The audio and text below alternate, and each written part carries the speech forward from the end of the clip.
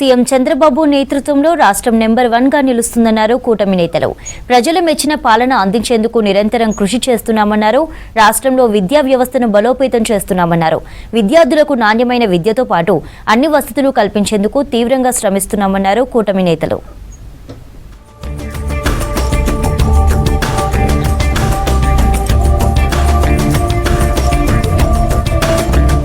ఇక నుంచి ఇళ్లపై solar power ఉత్పత్తి చేసుకోవాలని పిలుపునిచ్చారు సీఎం చంద్రబాబు.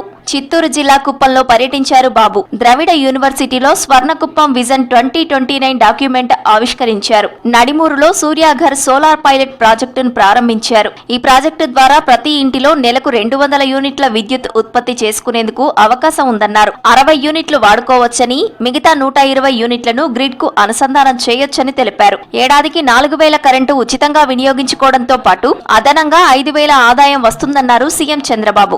రాబోయే రోజులు నడవడం కానీ సైకిల్ ఎక్కితే సేఫ్ గా ఉంటాం, క్షేమంగా ఉంటాం, ఆరోగ్యంగా ఉంటాం. దీంట్లో అనుమానమే అవసరం లేదు.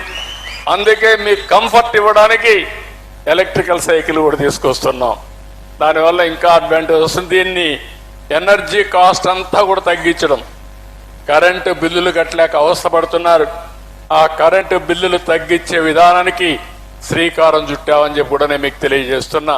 రాష్ట్రంలో విద్యా వ్యవస్థను బలోపేతం చేసేందుకు కూటమి సర్కారు కృషి చేస్తోందన్నారు మంత్రి లోకేష్. పశ్చిమ గోదావరి జిల్లా ఉండిలోని 108 ఏళ్ల చరిత్ర ఉన్న జెడ్పీ హైస్కూల్లో 18 లక్షలతో ఆధునీకరించిన భవనాలను మంత్రి ప్రారంభించారు. విద్యార్థులకు నాణ్యమైన విద్యతో పాటు అన్ని వసతులు కల్పించేందుకు కృషి చేస్తున్నామన్నారు. విద్యార్థులు డ్రగ్స్ కు దూరంగా ఉండాలన్నారు. ఆ తర్వాత పెద్ద ఆమిరలో ఏర్పాటు చేసిన దివంగత రతన్ టాటా కాంస్య విగ్రహాన్ని ప్రారంభించారు మంత్రి లోకేష్.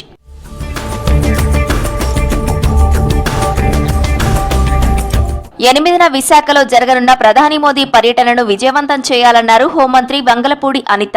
అనకాపల్లి జిల్లా నక్కపల్లి మండలం సారిపల్లపాలెంలోని మంత్రి గృహంలో కూటమి నేతల కోఆర్డినేషన్ మీటింగ్ నిర్వహించారు. అటు జిల్లా కలెక్టర్ కార్యాలయంలో అధికారులతో సమావేశమయ్యారు. బహిరంగ సభలో ఎలాంటి అవాంఛనీయ ఘటనలు జరగకుండా చర్యలు తీసుకోవాలని అధికారులను ఆదేశించారు అనిత. నిజంగా 5 సంవత్సరాల్లో కూడా కనీసం వాళ్ళు ఇప్పుడు జరుగుతున్న బల్క్ డ్రగ్ పార్కునే కనుక ఆ రోజు రెడీ చేస్తుంటే ఈ రోజుకి కొన్ని కంపెనీలు వచ్చాయి. కానీ ఆ రోజు వాళ్ళు చేయకపోవడం వల్ల అంటే ఒకటేంటంటే మనకు రాసి పెట్టుంది, మన చేతుల మీదుగా జరగాలి, మోడీ గారి చేతుల మీదుగా జరగాలి, ఆ పథకం మన పేరు ఉండాలని రాసి పెట్టినప్పుడు మనం ఎవరైనా ఏం చేయలేం. కాబట్టి ఈ సందర్భంగా అదొక అదృష్టంగానే భావించాలి మనం కూడా. వైసీపీ హయాంలో వచ్చిన ప్రాజెక్టులను తమ ప్రభుత్వ హయాంలో వచ్చినట్లు కూటమి నేతలు చెప్పుకుంటున్నారని ఆరోపించారు మాజీ మంత్రి గుడివాడ అమర్నాథ్. రాష్ట్రంలో ఏ శాఖ మీద కనీస అవగాహన లేకుండా నారా లోకేష్ సకల శాఖల మంత్రిగా తయారయ్యారని ఎద్దేవా చేశారు. వైసీపీ మీద అసత్య ప్రచారం చేస్తున్న చంద్రబాబు 15 ఏళ్లు సీఎంగా పనిచేసి ఉత్తరాంధ్రకు ఏం చేశారో చెప్పాలన్నారు అమర్నాథ్. మొన్న వచ్చినటువంటి అధికారానికన్నా ముందు 3 పర్యాయాలు ఈ రాష్ట్రానికి ముఖ్యమంత్రిగా చేశారు. గతంలో ఎప్పుడు కూడా ఉత్తరాంధ్రకి ఆయన హయాంలో జరిగినటువంటి కార్యక్రమాలు ఏంటో ఒకసారి చెప్పుంటే మేము మిగిలినటువంటి వాటికి సమాధానం చెప్పేవాళ్ళం. పనులు ప్రారంభించి ఈ రోజు ఏ స్థాయిలో పనులు జరుగుతూ ఉన్నాయో కూడా మీరు చూస్తూ ఉన్నారు. ఐటీ కంపెనీ గురించి అడిగారు. ఇన్ఫోసిస్ తీసుకొచ్చింది ఎవరు? విశాఖపట్నానికి. ఏపీలో ఇవాల్టి నుంచి ఎన్టీఆర్ వైద్య సేవ నెట్వర్క్ ఆసుపత్రుల్లో ఓపీ, ఈహెచ్ఎస్ సేవలు నిలిపివేస్తున్నట్టు ఏపీ నెట్వర్క్ హాస్పిటల్ అసోసియేషన్ తెలిపింది. 3000 కోట్ల ప్రభుత్వ బకాయిలతో దవాఖానాల నిర్వహణ కష్టతరంగా మారిందంది. ఈ నెల 25 వరకు ప్రభుత్వానికి సమయం ఇస్తున్నామని తెలిపింది. అప్పటికి 1500 కోట్ల బకాయిలు చెల్లించకుంటే పూర్తి స్థాయిలో వైద్య సేవలను నిలిపివేస్తామంది.